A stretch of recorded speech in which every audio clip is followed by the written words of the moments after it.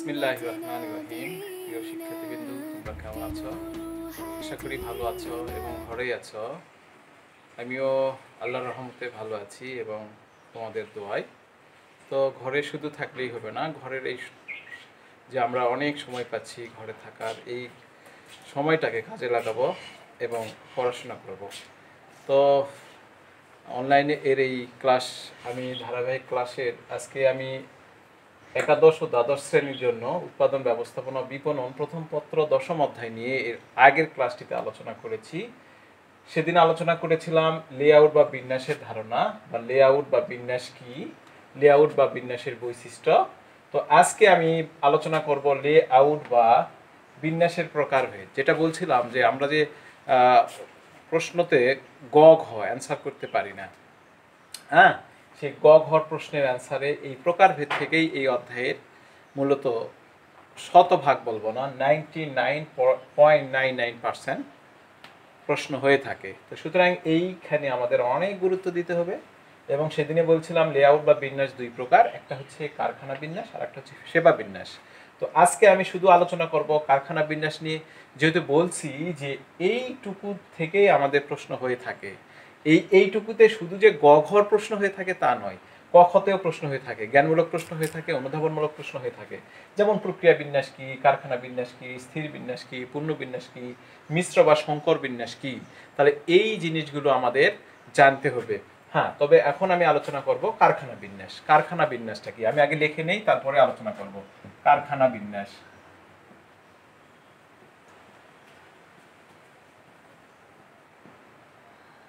বা ফ্যাক্টরি বিন্যাস। আমরা বলতে পারি ফ্যাক্টরি বিন্যাস, এফএসি,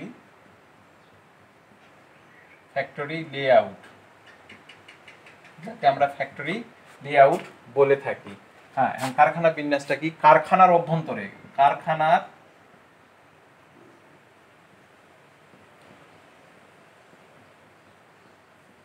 অভ্যন্তরে, তাহলে কারখানার অভ্যন্তর মানে কি? কারখানার ভিতরে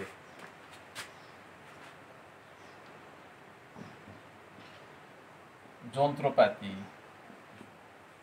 বা কল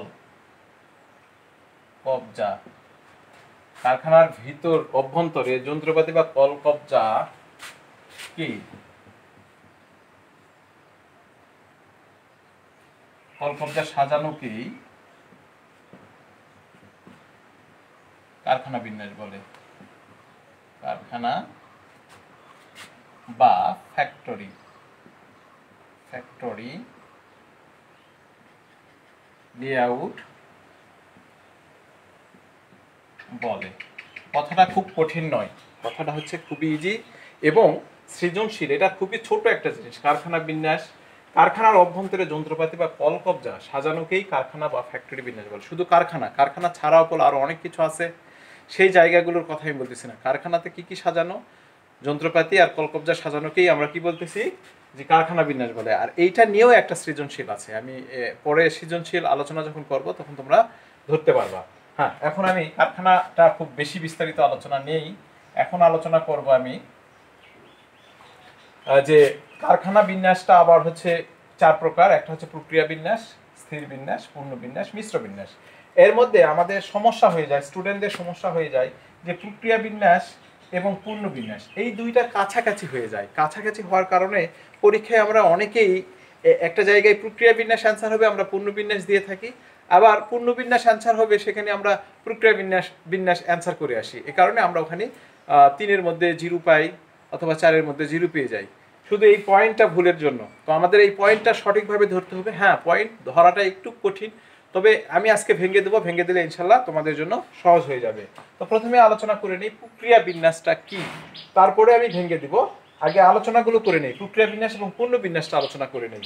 আর এইখানে এই চারটার মধ্যে আমি প্রথমে বলে নেই কোনটা বেশি ইম্পর্টেন্ট। এইটা 90%, খ নম্বরটাও 90%, গ নম্বরটাও 90%, শুধু ঘ নম্বরটা একটু কম, মানে এইটা খুব বেশি ইম্পর্টেন্ট নয়, 50% দেওয়া যায়। আর 50% দিলে যে কতটা ইম্পর্টেন্ট হয় তোমরা বুঝে নিও। আচ্ছা, হ্যাঁ, এখন দেখো আমি প্রক্রিয়া বিন্যাসটা আলোচনা করে নিই। প্রক্রিয়া বিন্যাসটা কি? প্রক্রিয়া বিন্যাস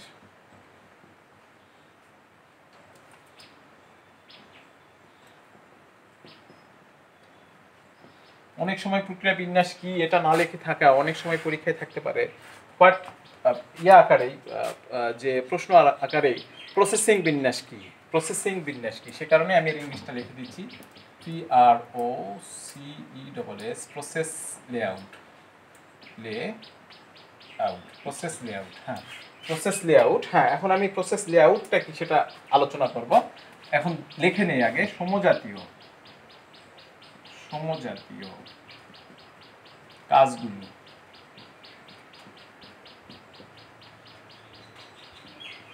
একই বিভাগে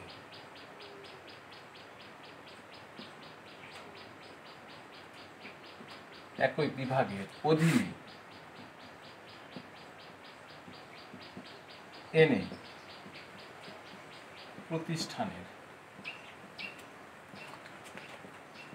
প্রতিষ্ঠানে নিয়োজিত যন্ত্রপাতি বা কার্যাবলী বিন্যাস করাকে আমরা কি বলতেছি? বিন্যাস করাকে আমরা কি বলতেছি? প্রক্রিয়া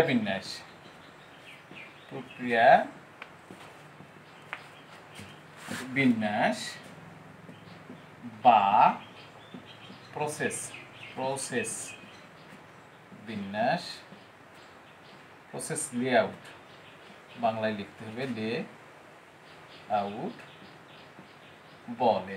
হ্যাঁ, তাহলে এখান থেকেও আমার প্রশ্ন ধরতে হবে, এছাড়া অন্যভাবেও আমি ধরতে পারবো। সুতরাং এইটা যদি আমার মেমোরিতে না থাকে তাহলে আমি সৃজনশীল প্রশ্ন ধরতে পারবো না, জ্ঞানমূলক প্রশ্ন লিখতে পারবো না। সুতরাং এটাতে আমার খুব ভালো করে মাথায় রাখতে হবে। তাহলে কি বলছে? সমজাতীয় কাজগুলোকে একই বিভাগের অধীনে এনে প্রতিষ্ঠানের নিয়োজিত যন্ত্রপাতি বলি, কার্যাবলী মানে কাজগুলোকে বলি, বিন্যাস করাকে প্রক্রিয়া বিন্যাস বা প্রসেস লেআউট বলে। এখন আমি দেখো এক্সাম্পল দিই, যদি আমি একটা জিনিস তৈরি করব, যদি সাপোজ আমি আটা দিয়ে কোনো জিনিস তৈরি করব, তা আটা দিয়ে কি তৈরি হয়? আটা দিয়ে তৈরি হচ্ছে বিস্কিট তৈরি হয়, চানাচুর তৈরি হয়, কেক তৈরি হয়, তারপরে আবার তৈরি হচ্ছে পাউরুটি তৈরি হচ্ছে, বা ব্রেড, যেটা আমরা ইংলিশে ব্রেড বলে থাকি, ব্রেড তৈরি হয়। তাহলে এই একটা থেকে দেখো কত কি হয়ে যায়। তাহলে প্রথমে আমার এই জিনিসটা আটা কি করতে হবে?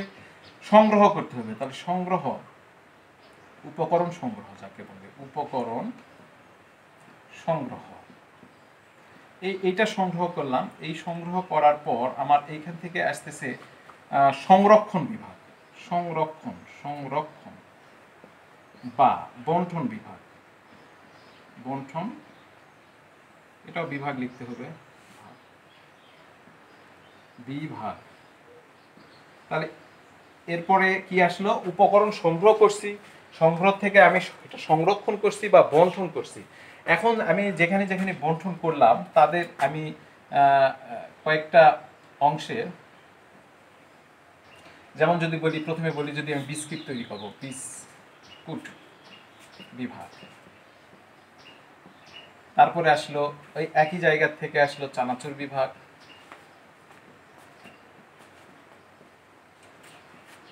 একই জায়গা থেকে আসলো পাউরুটি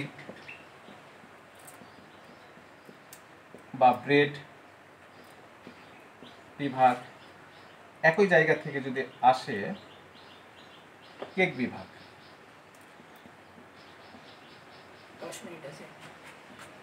তাহলে এই যে সবগুলোর কাজ এখন এক জায়গায় চলে যাবে, সবগুলোর কাজ এক জায়গায় চলে যাবে। সেটা হচ্ছে এটা যখন সবাই এক জায়গায় দিয়ে পাবে, এক বিভাগে পাঠিয়ে দিবে, সেই বিভাগটা হচ্ছে, এগুলো তো মান নিয়ন্ত্রণ বিভাগ আছে, মান নিয়ন্ত্রণ, এগুলো মান নিয়ন্ত্রণ করতে হবে। তাহলে মান নিয়ন্ত্রণ বিভাগ। এই মান নিয়ন্ত্রণ হওয়ার পর এরা আবার যদি সঠিক থাকে তাহলে কি করবে? প্যাকিং বিভাগ। এই প্যাকিংটা করার পর বাজারজাতকরণ করবে, মানে বাজারজাতকরণ করবে,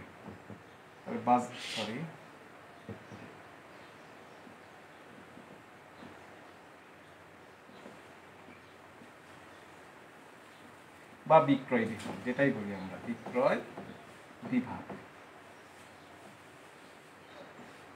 তাহলে আমরা কি বুঝতে পারছি যে আসলে কি বলছে, সমজাতীয় কাজগুলোকে একই বিভাগের অধীনে, আমি সমজাতীয় বিস্কুট তৈরি করতেছি, সারাজ তৈরি করতেছি, প্যারোটি তৈরি করতেছি, কেক তৈরি করতেছি, সবগুলো একই বিভাগের অধীনে। একই বিভাগের অধীনে মানে কি, মান নিয়ন্ত্রণ বিভাগে আমি নিয়ে চলে গেছি, তাহলে এটা একটি বিভাগ না, তাহলে সবগুলো একই বিভাগে চলে যাচ্ছে, যাওয়ার পর হয়তো প্যাকিং হচ্ছে, তারপরে বাজারজাতকরণের জন্য আমরা বাইরে সেল করে দিচ্ছি। তাহলে এইটা আমি কি এই সংজ্ঞাকার থেকে এখানে আমি বুঝে দিলাম যে একই হতে হবে এবং এদের সবগুলোর বৈশিষ্ট্য একই হবে। আমি চানাচুর বিস্কিট বিভাগ বৈশিষ্ট্য যা, চানাচুরের বৈশিষ্ট্য যা, পাউরুটির বৈশিষ্ট্য যা, কেকের বৈশিষ্ট্য তা, সবগুলোর বৈশিষ্ট্য একই হবে। হ্যাঁ, হয়ে যে একটি বিভাগে নিয়ে আসা হবে সেটাই হচ্ছে এই প্রসেসিং লেআউট বা প্রক্রিয়া বিন্যাস বলে। প্রসেসিং লেআউট বা প্রক্রিয়া বিন্যাস বলে। আমি কি এটা বুঝাতে পারছি? এইটার পরে আমি আরো বুঝে দেব সৃজনশীল আকারে। হ্যাঁ, সৃজনশীলের পূর্বে আমি পূর্ণ বিন্যাসটি কি সেটা নিয়ে আলোচনা করব।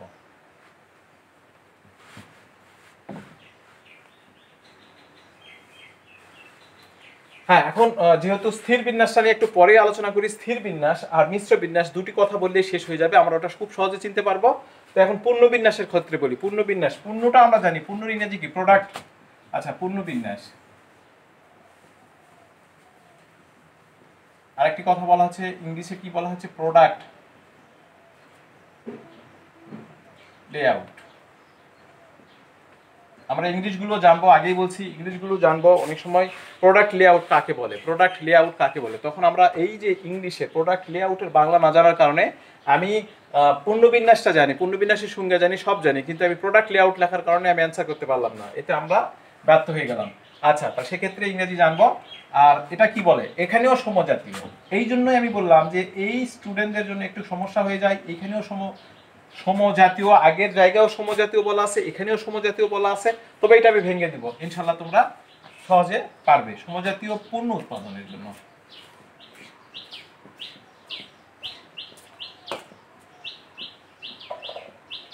কাজের পর্যায়ক্রম অনুযায়ী, কাজের পর্যায়ক্রম অনুযায়ী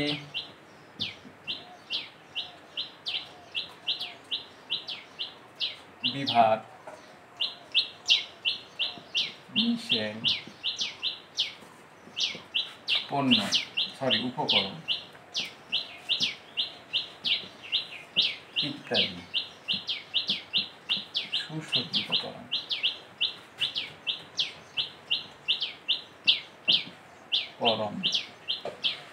করাকে আমরা পূর্ণ বিন্যাস বলি। তাহলে কি দাঁড়ালো? পূর্ণ বিন্যাসটা কি? সমজাতীয় পূর্ণ উৎপাদনের জন্য। আগেটা সমজাতীয় কাজ, ওখানে কাজের কথা বলা আছে, আর এখানে বলা আছে সমজাতীয় পূর্ণ উৎপাদনের জন্য কাজের পর্যায়ক্রম অনুযায়ী বিভাগ, মেশিন, বিভিন্ন বিভাগ হতো, যাই হোক, মেশিন, উপকরণ ইত্যাদি সুসজ্জিতকরণ করাকেই পূর্ণবিন্যাস বলে। পূর্ণবিন্যাস বলে, পূর্ণবিন্যাস বলে। হ্যাঁ, এই যে এইটার আমি এখন এক্সাম্পল দিতে পারি। এক্সাম্পলটা এরকম যে আসলে এই পূর্ণবিন্যাস মূলত সরল পথেই হয়ে থাকে, মূলত সরল পথেই হয়ে থাকে। আচ্ছা, সরল পথটা এখন কি সেটা আমি দেখব। যেমন কাঁচামাল, সরল পথ লিখলাম, সরল পথ। সরল পথটা কিভাবে হয়? সরল পথ, আচ্ছা, প্রথমে কাঁচামাল, এটা প্রথম স্টেপ। এরপরে কার্যক্ষেত্র এক, কার্যক্ষেত্র বলতে কাজ এক, প্রথম কার্যক্ষেত্র এক, প্রথম কাজ। এরপরের সঙ্গেই আবার লাগানো আছে কার্যক্ষেত্র দুই, মানে পর্যায়ক্রমে যাবে কার্যক্ষেত্র দুই। তারপরে আসবে, ওখান থেকে আসবে কার্যক্ষেত্র তিন,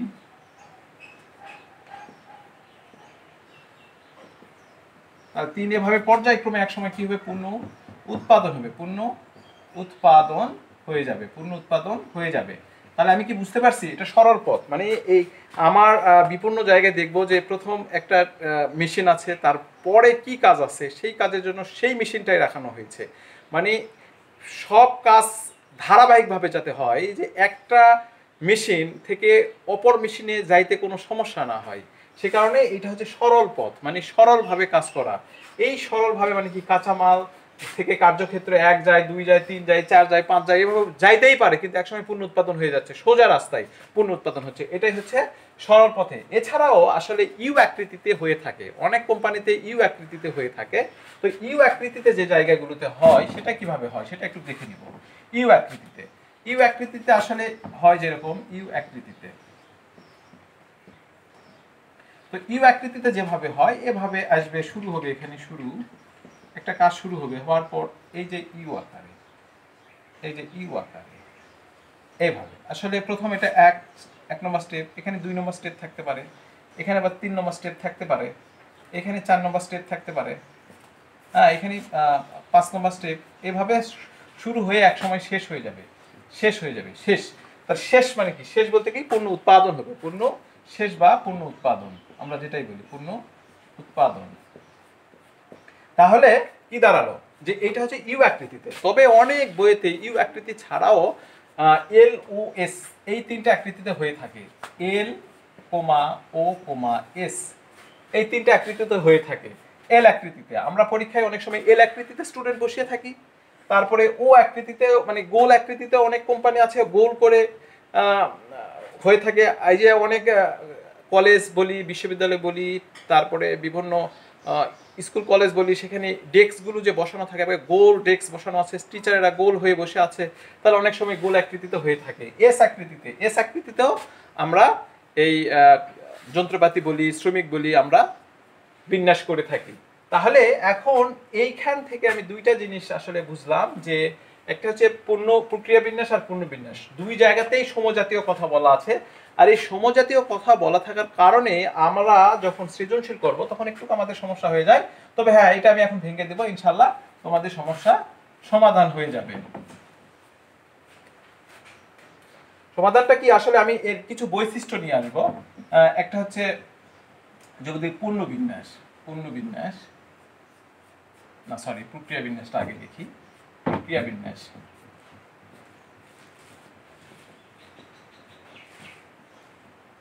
আর একটা হচ্ছে পূর্ণ বিন্যাস। 2টা থেকে আসলে চিনবো, কিভাবে চিনবো?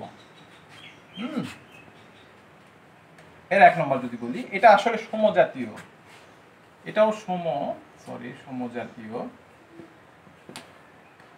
কাজগুলোকে ভাগ করা, কাজগুলোকে ভাগ করা, সমজাতীয় কাজগুলোকে ভাগ করা থাকবে। সমজাতীয় কাজগুলোকে সৃজনশীলে আমি একটু খেয়াল করব, সমজাতীয় কাজগুলোকে ভাগ করা থাকবে। আর এখানে থাকবে সমজাতীয়, এটার 1 নম্বর থাকবে সমজাতীয় পূর্ণ উৎপাদন, পূর্ণ উৎপাদন।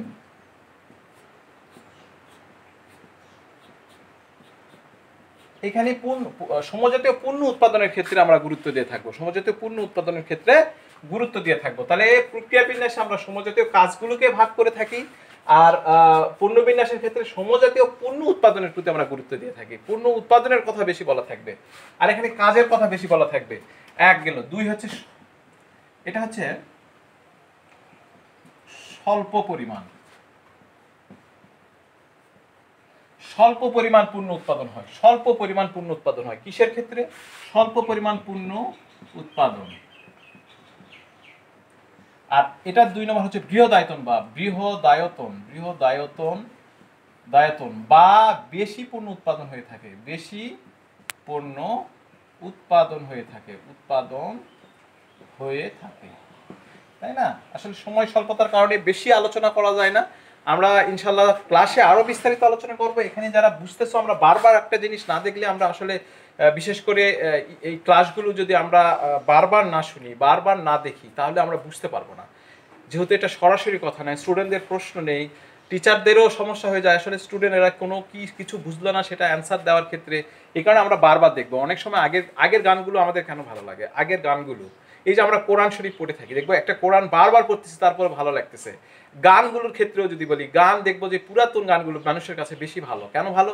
এই গানগুলো মানুষ বেশি শোনা হয়ে গেছে। তো এই ক্লাসগুলো যেহেতু অনলাইনে ক্লাস, আমরা একটু বেশি বেশি দেখবো, ইনশাল্লাহ আমাদের অনলাইন ক্লাসগুলোও ভালো লাগবে।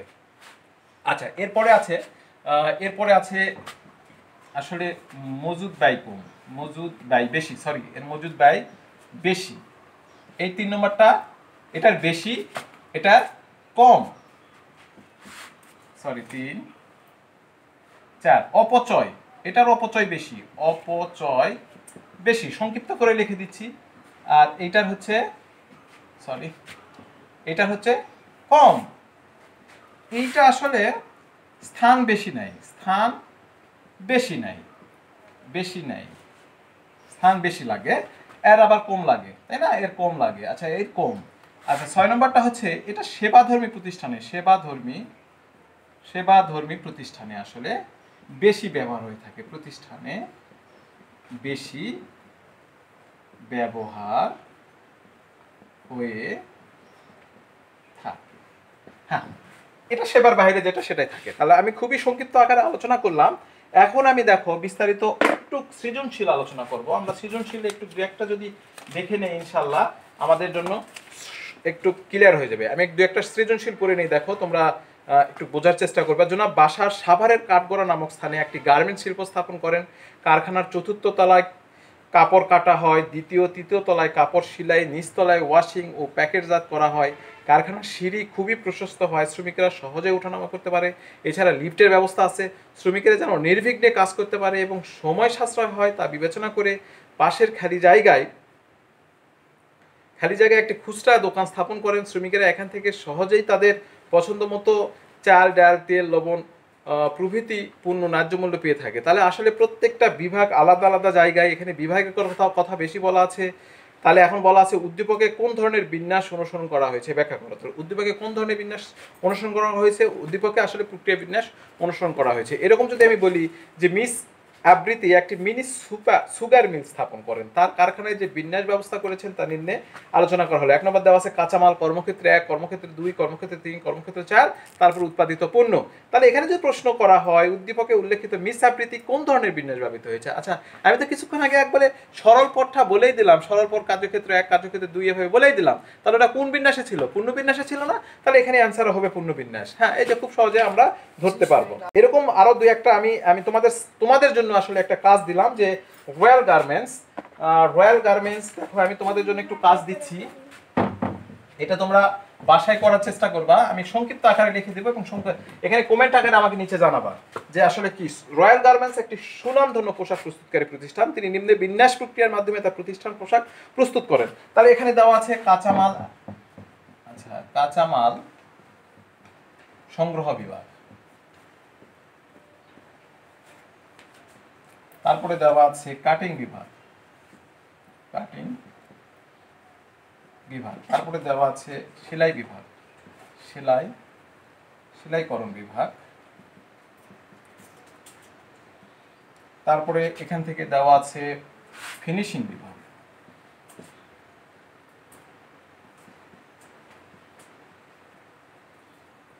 তারপরে দেওয়া আছে ইস্ত্রি বিভাগ, আচ্ছা ইস্ত্রি বা আয়রন বিভাগ, তারপরে বলা আছে প্যাকিং বিভাগ। দেখি আমরা স্টুডেন্টরা আসলে এখান থেকে প্যাকিং বিভাগ, এখান থেকে আমরা কি বুঝি, এটার অ্যান্সার আমরা স্টুডেন্টরা দিয়ে দিব। যে এই প্রশ্ন করছি যে এইভাবে আছে, এই ক্ষেত্রে প্রশ্ন হচ্ছে যে উদ্দীপকে চিত্রে কোন ধরনের বিন্যাসের কথা বলা আছে, কোন ধরনের বিন্যাসের কথা বলা আছে। প্রশ্ন কোন ধরনের বিন্যাসের কথা বলা আছে।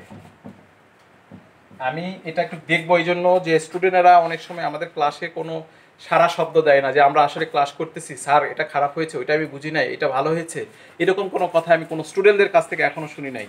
তো সুতরাং আমি এটা প্রশ্ন দিয়ে রাখলাম যে এইটা দিয়ে রাখা বলতেছি কোন ধরনের বিন্যাসের কথা বলা আছে। এটা আমরা জাস্ট কমেন্টে একটু লিখবো যে যদি প্রক্রিয়া বিন্যাস হয় প্রক্রিয়া বিন্যাস লিখবো, যদি পূর্ণ বিন্যাস হয় পূর্ণ বিন্যাস লিখবো, যদি স্থির বিন্যাস হয় স্থির লিখবো, যদি মিশ্র বিন্যাস হয় বা সংকর বিন্যাস হয় আমরা সংকর বিন্যাস লিখে দিব। এভাবে আমি যদি এটা স্টুডেন্টরা কালেক্ট করে একটু লিখে রাখবা।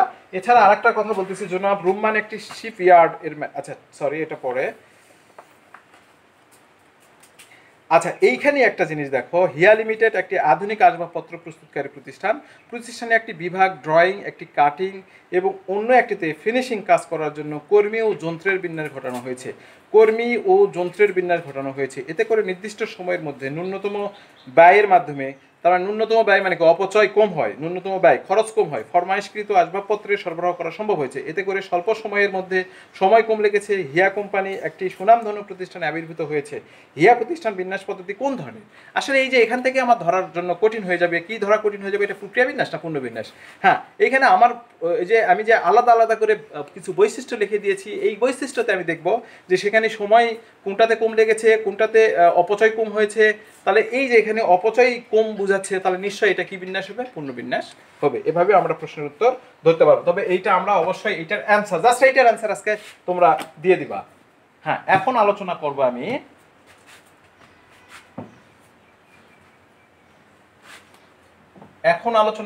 স্থির বিন্যাস। এই স্থির বিন্যাস আর সংকর বিন্যাস বা মিশ্র বিন্যাস। স্থির বিন্যাসটা কি? আসলে যে বিন্যাসের আগে লিখে নেই স্থির বিন্যাস। স্থির বিন্যাস যাকে আমরা ফিক্সড লেআউট বলতেছি, ফিক্সড লেআউট। তাহলে যে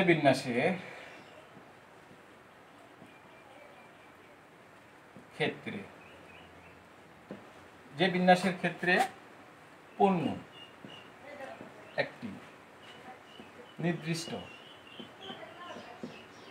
স্থানে থাকে। তাহলে কি হলো? এটাও বুঝতে হবে আসলে যে বিন্যাসের ক্ষেত্রে পণ্য একটি নির্দিষ্ট স্থানে থাকে এবং শ্রমিক তাদের যন্ত্রপাতি নিয়েই পণ্যের কাছে যায়, তাকে স্থির বিন্যাস বলে।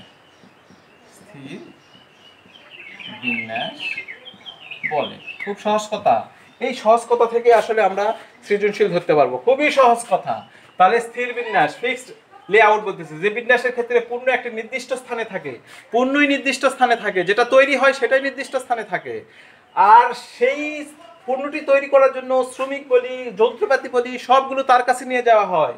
তাহলে পণ্যের কাছে নিয়ে যাওয়া হয়, তাকে স্থির বিন্যাস বলে। যেমন আমরা জাহাজ তৈরি করি, জাহাজটা যদি আজ সাপোজ ঢাকাতে তৈরি করি, তাহলে আমি যখন সমুদ্রে নিয়ে যাব বা ওই নদীতে নিয়ে যাব, তাহলে কি এইটা আসলে কি ওই জাহাজটা কি নিয়ে যাওয়া সম্ভব?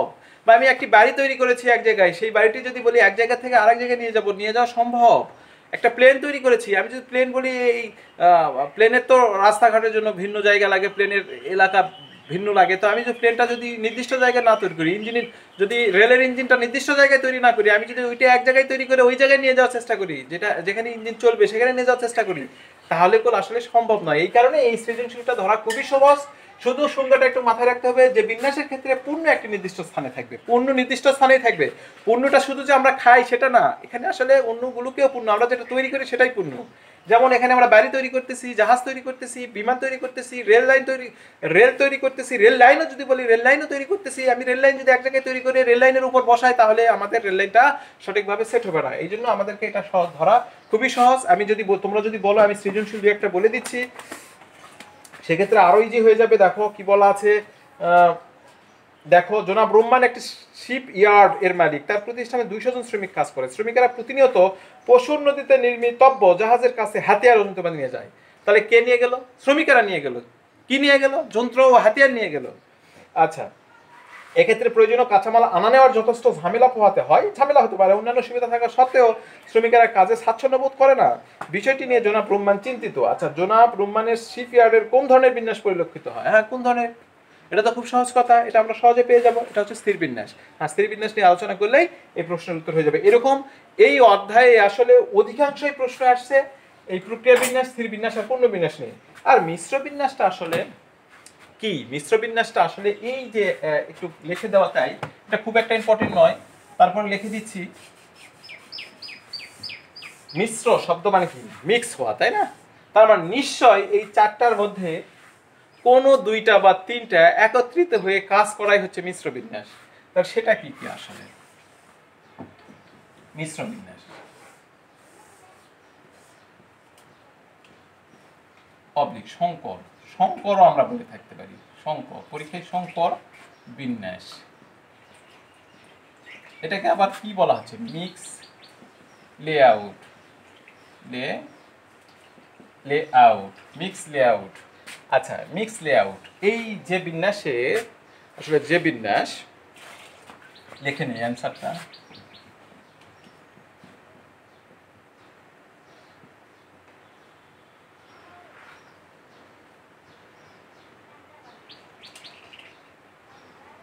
যে বিন্যাস একটি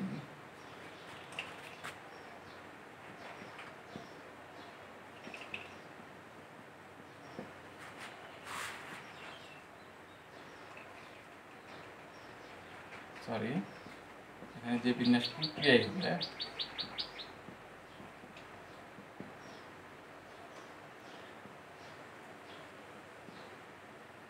ও একটি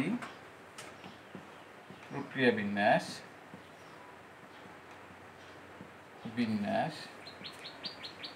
ব্যবহৃত হয় তাকে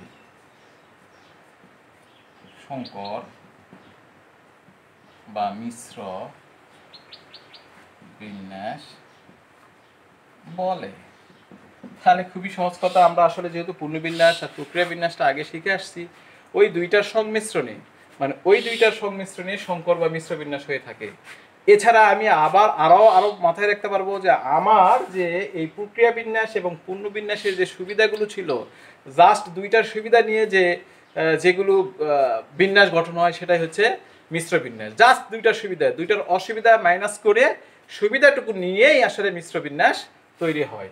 হ্যাঁ, তবে হ্যাঁ এইটুকুই, যেহেতু আজকে দেখো আমি চারটা জিনিস নিয়েই আমার মন মতো আসলে আলোচনা করতে পারি না, যে চারটা জিনিস নিয়ে আলোচনা করতেই আমার মনে হয় অনেক সময় হয়ে গেছে।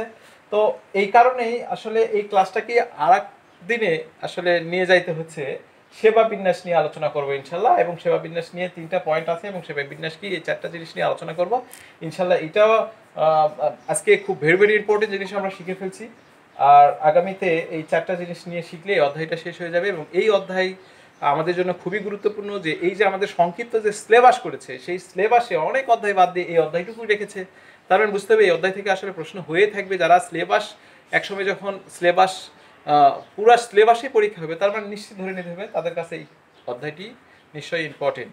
হ্যাঁ, তাহলে আমরা আসলে আবারও বলতেছি, আমরা বারবার পড়াশোনা করব এবং রমজান মাস রোজার করবো, ইবাদত করব, কোরআন পড়ব, ধর্মীয় রীতিনীতি মেনে চলবো, এবং তার ফাঁকে আমরা এই পড়াশোনাগুলো করবো। ইনশাল্লাহ আমরা ভালো কিছু করতে পারবো। এই বলে আজকে আমার ক্লাস এখানে শেষ করছি।